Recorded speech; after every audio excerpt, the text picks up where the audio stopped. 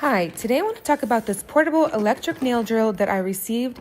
Let's go ahead and unbox it together. After opening, this is all you see that's inside. You have all the drill bits that you'd ever possibly need. Here is the main component right here, as well as the clip that I'll show you how to use later. Here is where you control the speed and the charger, and underneath you get a brush, some more drill bits, and the charger ports as well. You can go up to 40 with speed settings. And here are all the drill bits, and right here it lists every single one and what they are actually for. You just place them in there and make sure you lock it before using it, and then switch the controller to whatever speed setting you prefer. I'll go ahead and show you how to do another attachment, but honestly it's very user-friendly and self-explanatory to use. If you're a professional nail technician or you just want to do something like this from home, I can easily say that it's great quality and that I highly recommend.